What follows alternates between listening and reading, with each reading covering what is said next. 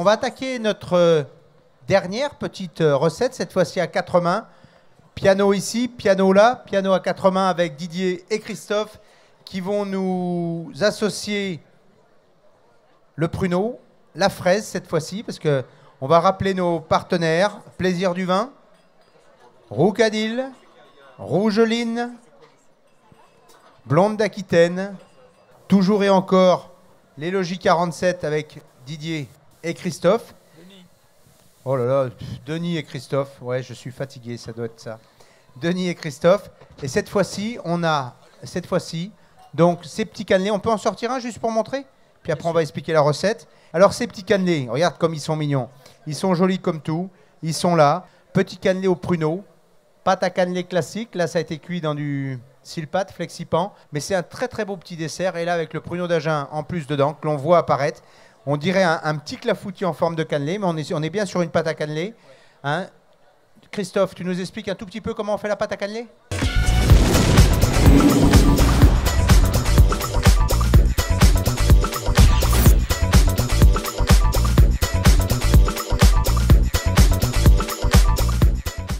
Moi, je vais être sympa, je vais vous donner ma recette, je suis gentil. Hein. 4 œufs plus 2 jaunes. Là-dedans, on met à peu près 500 g de sucre. On mélange comme une crème pâtissière. Dessus, on met la farine. Et ensuite, on ajoute sur l'ensemble le lait tiède, pas bouillant, tiède, tout simplement. La vanille, le rhum. Voilà, vous voyez, il mélange absolument tout ça, ses œufs, etc. Et on laisse reposer. Ce qui est très important pour la pâte à cannelé, c'est qu'il faut à peu près 6-7 heures de repos. Tout simplement, avoir une pâte qui repose un petit peu. Quand on met le beurre dedans, le problème, quand la pâte a reposé, on a le beurre qui remonte en surface. Il suffit de le remettre à température ambiante et de remettre un petit coup de fouet. On moule les cannelés tranquillement. Oh là là.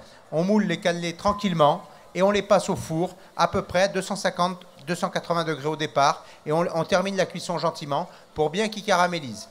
Voilà un peu la recette des cannelés. Aujourd'hui, tout le monde peut faire des cannelés. C'est très simple, c'est très sympa. Et puis la petite particularité, mon cher Christophe, comment on met le pruneau et à quel moment tu le mets? Pour éviter de chercher mes pruneaux à l'intérieur, j'ai rempli tous mes moules à cannelés avec mon appareil nature et j'y ai positionné un pruneau dans chaque moule.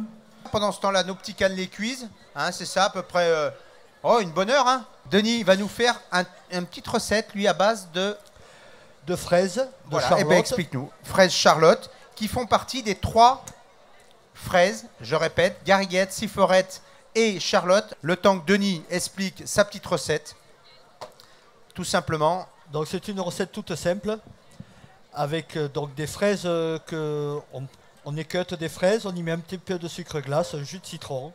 On mixe le tout simplement et ensuite on passe au chinois, afin d'obtenir une soupe de fraises ou un gazpacho. L'été ça sonne mieux, gazpacho.